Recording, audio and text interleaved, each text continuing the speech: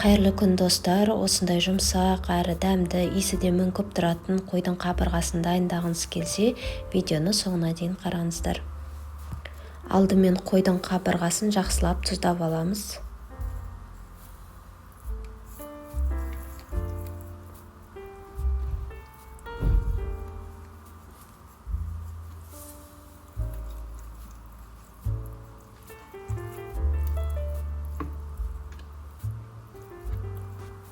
Бұл тағамдағы ең басты нәрселердің бірі бұл соусын дайындау.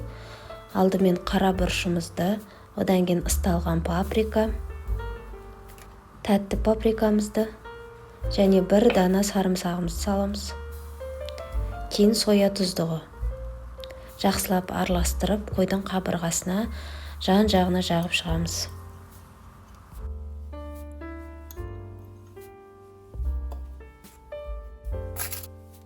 Қойдың қабырғасын пісіруде арнайы пешке арналған әйнекті ыдысты пайдаландым.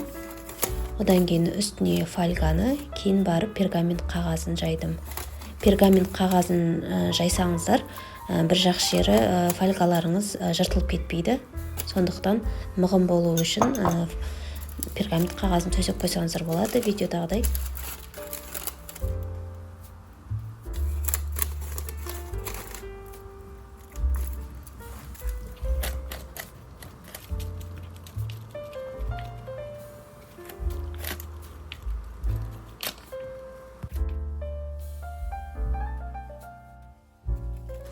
Қойдың қабырғасына соустарды жақсылап жағып алдық.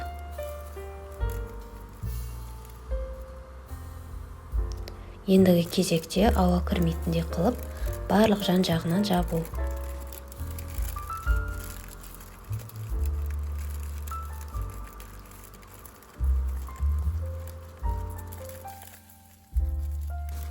Қойдың қабырғасының қасына картоп та салып жүрсеңіздер болады, бірге өзінің сорпасымен әдемі дәмді болып шығады.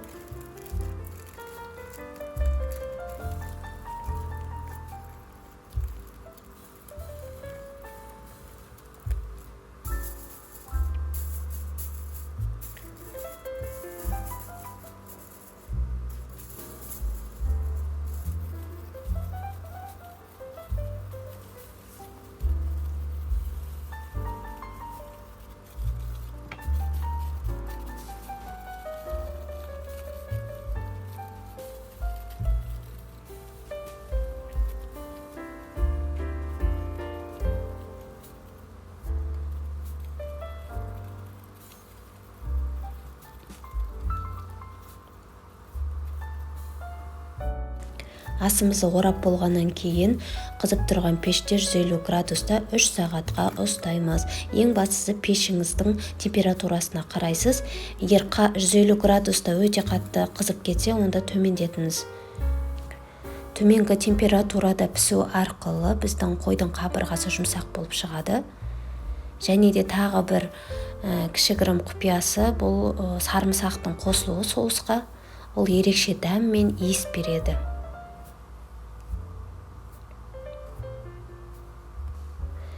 Қойдың қабырғасын духовкада пісіргенді жақсы көреміз, өйткені мұнда артық май қоспаймыз, сұйық май қосудың қажеті жоқ. Қабырғаның өзінің майы болғандықтан өзінің жаңағыдай суы, сорпасы шығып тұрады.